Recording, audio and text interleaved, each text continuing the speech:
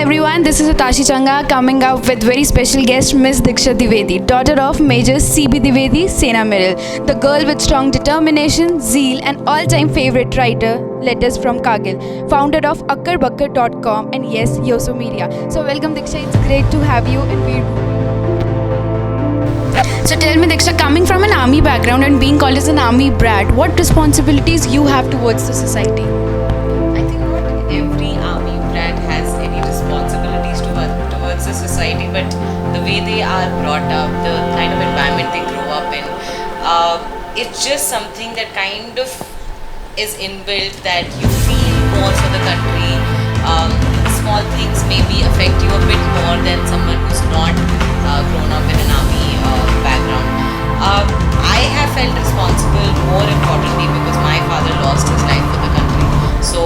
So the value I have for the freedom we enjoy today is way more than someone who has not paid the price for our freedom. So I feel very, very responsible for responsibly about how we live every day. Are we responsible citizens? Is my father going to look at us and be proud of dying for this country? So that I think that's how we are maybe different than someone who's not coming from a defense background, that we just feel a bit more for the country because we see people, we pay price every day for the freedom everyone is enjoying. Perfect. So what was the turning point in your life which inspired you to be a writer? Turning point? Nothing. So basically, my father is my biggest inspiration, and it's not because I'm a historian. Learned from him, I would say, is like taking things a bit lightly. Not reacting to things mindlessly. So there's a lot that I can still learn from him. He was a very, very good human being. He used to care about people a lot, and yes, the biggest thing is that just keep your patience there and keep doing great things. Amazing. So while writing letters from Kargil, what was there? So letters from Kargil was not the first time I wrote about him or the army. The first time I wrote about him was in 2015 when I wrote about him and his Unit 315 Field Regiment, and it came from a place of anger because I was into journalism and I had been reading about heroes of the war, heroes of the Kargil war for 16 years, and I had never read his name or his unit's name anywhere. So the first time I wrote about him was 2015, and I used some excerpts from his letters in that article, which was called "The Kargil War Hero Nobody Told You About. He Was My Father." That was the title of the story, and the kind of response it got was great. It was overwhelming. Like, it went viral. We were interviewed a lot. It was the first time that everyone wanted to know who he is and what my family does.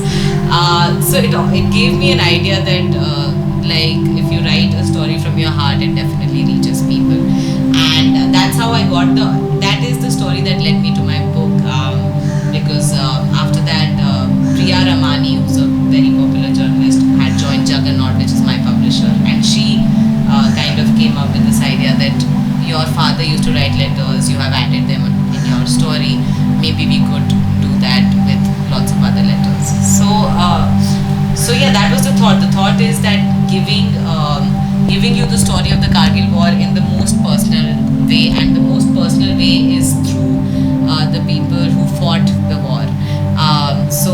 So that's where letters from Kargil came from, really. Okay. So does all those letters speak to you? If yes, so what they speak? Always. My father used to write lots of letters, and not only posting those letters to us, but also when he used to leave after his chutti back to field, he used to leave us notes. I cherish them a lot, and I cherish that kind of communication a lot. So whenever I want to say something to someone, I do try writing it down with my hands because it has the most personal touch. So yes, his letters definitely speak a lot to me. Amazing. So if got a chance to visit Kargil, where and which point you gonna visit? I have visited Kargil a lot of times. Yes, I have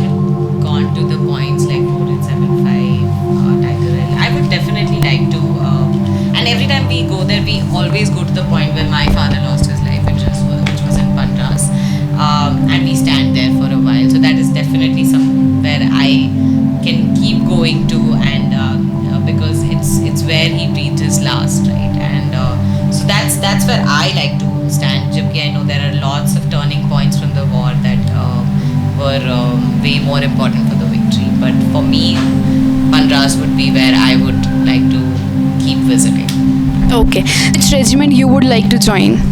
So yeah, it will definitely have to be the last unit my father served, which was 315 Field Regiment. It even has a title, Kargil, in brackets, which was another thing that used to surprise me, that it was a unit that actually earned that title, but you hadn't talked about it for 16 years. So actually 315 was the first artillery unit that had been deployed to Kargil. It was on 14th May, and they were responsible for a lot of infantry units to give them support, who actually went on to, I think it was, they gave support to 8th Sikh. I don't remember all the names, but some names that really went on to, get the peaks and put a flag there. So I think it played a very, very important role, but we just never got to talk about it. And obviously, it's obvious that they did, because they earned that title, Kargil, which again we don't talk about in the news. Okay. So message for all the youth of this country, especially girls. I feel like we don't cherish the freedom we have today enough. I think we should understand the value of freedom we have today, because there's a lot of things happening that are leading this country and the world to an extent where we may not survive tomorrow as a whole. So I think since you have everything for free right now, like you can go out to the streets, you can go to a mall, you don't have curfews, so you can go to schools.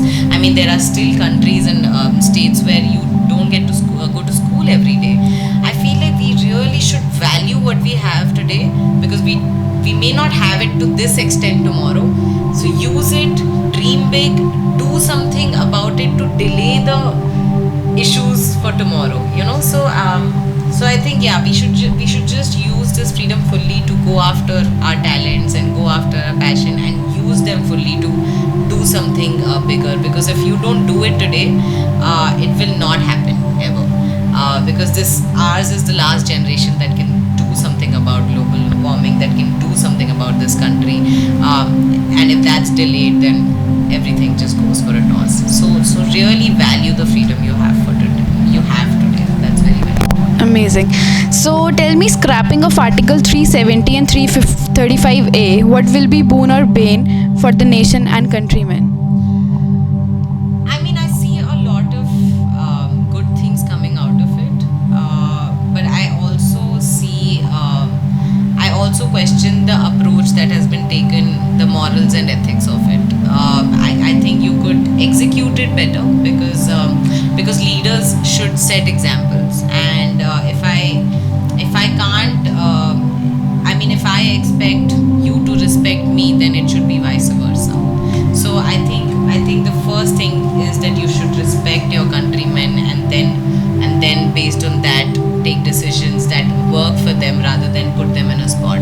So yes, I know that there are a lot of good things that will happen, like if you can buy real estate somewhere, if you can industrialize certain things, it will give a boost to their economy, all of that. But I really question the approach. I think it should have been done better, with more respect, with more dignity for the state. So the best paragraph lines you would like to share from your book, Letters from Kargil. So I'm going to read out the last few lines. So it's from one of my chapters, which is the first chapter, which is a letter to my father. And the last lines go like, you in every sense of the word, we were a gentleman officer, as gentlemanly as one can be. And my daddy or not, I salute you. I can promise you, Daddy, that even if I hadn't met you as your daughter, I would be in love with you. Your greatest gift to me is the fire in my heart and and the restlessness in my mind that won't allow my life to go to waste. You called me Pepsodent, and rightly so. Before I knew it, you knew I was made for Tishum Tishum in this big bad world. After all, I'm a hero's daughter. With love in my heart and pride in my soul. Yours forever, Pepsodent.